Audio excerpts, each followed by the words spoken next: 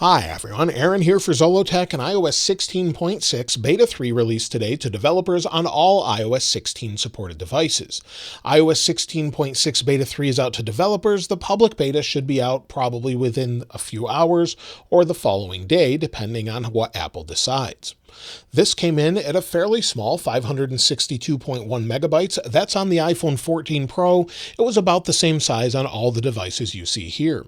Now, along with this, Apple released iPadOS 16.6 Beta 3, watchOS 9.6 Beta 3, HomePodOS and tvOS 16.6 Beta 3, as well as macOS 13.5 Beta 3, and even older macOS updates as well. Now let's take a look at the build number and talk about what's new. So we'll go to Settings, we'll go to General, then About, and as you can see, the build number is 20G5047D. We had a D last time, but this time they've increased the build number. And this particular update, while we still have iOS 17 with a bunch of new features, Apple will continue to push out iOS 16 updates. Now, as far as new features and changes, there is a modem update in this version. Going from Beta 2, we had 1.80.00 on the 14 Pro and Pro Max. This time around with Beta 3, we have 1.80.01. That could help with connectivity with cellular overall. We'll have to wait and see and give it a few days to see if it's improved for anyone. As far as new features, iOS 16.6 is looking to be a pretty small update, just like iOS 16.5 was. Apple pushed most of those features to iOS 17. However, within iOS 16.6, they did add code to add support for the latest MacBooks with the new MacBook Air, Mac Pro, and also the Mac Studio for things such as Find My. So if you go into Find My, and you can see here, it has the all-new MacBook Air 15 with the laptop showing the latest graphic for that. Now, also, Apple updated some things in the wallet, specifically with wording as well. So if we go into Wallet, and if you haven't set up Apple Card Family yet, you'll see this message here that says, share your Apple Card with members of your family sharing group. This used to say people in your family. They've just changed some of the wording. Not a huge change, but something they've updated. Now, within iOS 16.6 Beta 1, we can actually go into our settings and search for contact key verification. You can't do that any longer. It's just not there. But that's something Apple showed off that could be coming with the final release of iOS 16.6. Apple released a press release back in December 7th of 2022. And if we scroll down, you'll see iMessage contact key verification. We thought this would be out already, but they may push this out with 16.6, or they could wait until iOS 17. Either way, this adds additional security when you're talking to people that you have in your contacts to let you know that it's actually them you're speaking with and not someone else that's acting as them. Now, as far as anything else, well, we haven't heard anything about camera improvements. There are some changes in iOS 17 as far as that goes with features and more, but we haven't heard anything as far as the overall algorithm to change the way photos look, especially on the iPhone 14 Pro and Pro Max. If I take a photo here and then we'll just take a screenshot of the same area, we'll see if it looks the same. It probably will. However, sometimes the algorithm is just overly sharp, or sometimes it's just too much HDR. We really need a switch for that. Apple could update that with iOS 17 though. A couple things I wanted to mention is Apple released Safari Technology Preview 172 yesterday.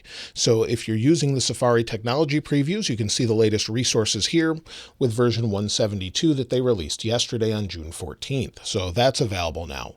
Also, one thing I wanted to caution you on is if you're using macOS Sonoma, it actually drops support for legacy Mail plugins. So if you have plugins you're using with Mail on the Mail app, just beware that it may not work. I would never recommend installing early betas on your main devices, and it also breaks support for some apps with macOS Sonoma. So just be aware of that. That's something that if you have any production Macs or anything like that, I would use maybe an older one to try it out if you have that available. I wouldn't put it on your main development machine. Now, as far as overall bugs in iOS 16.6, at this point, we would expect it to be pretty good. However, the notification bug is still there. So if I swipe up, looks okay now. Let's try it again. And of course, it's going to work okay. Let's see. And sometimes it works okay, sometimes it doesn't. It jumps around. If we Get rid of that one. Let's try it again. There we go. So sometimes it works great, other times it doesn't. It seems to work better more than it doesn't at this point, but there's still some issues out as far as that goes. Now, I would expect some major security updates with iOS 16.6, but Apple won't show us that until they release it to the public, and then they'll put out the actual notes on the security website. So on the security website, once it's released to the public, you'll see that here. As far as release notes, there are a couple things in the release notes in the feedback app, and you'll see in the release notes we have a couple things listed. Pretty much similar to what we had with Beta 2, where it says pairing the first Matter accessory in a new home will fail when paired by selecting the accessory from the nearby accessories list.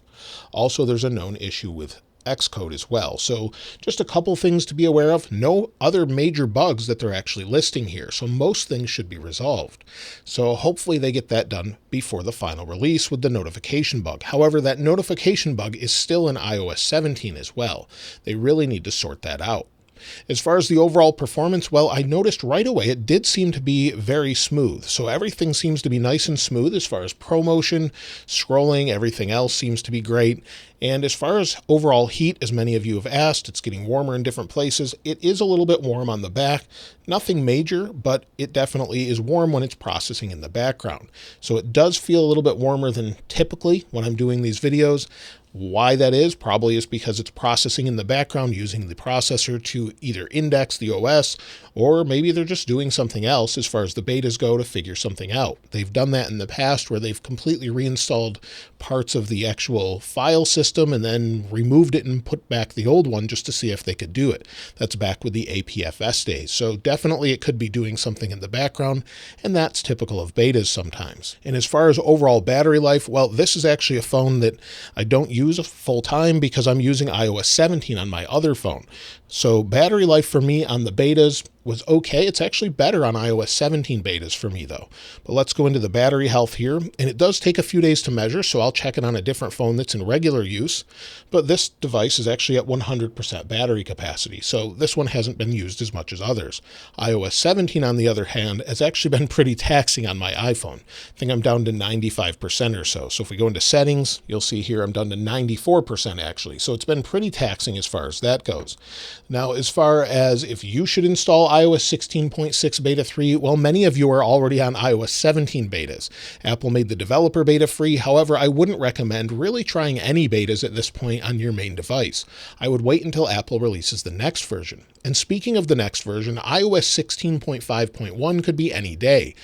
Different websites are starting to see it in their analytics, and when we see that, Apple typically releases it within 1 to 2 weeks.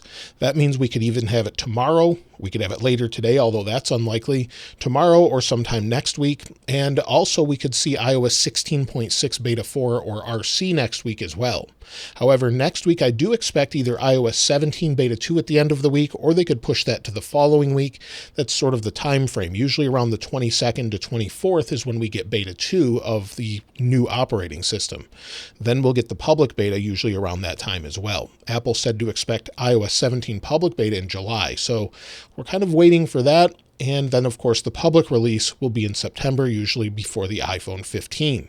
So we'll have iOS 16 betas all the way up until then. We could see 16.7 or even 16.8 we've seen up that high before.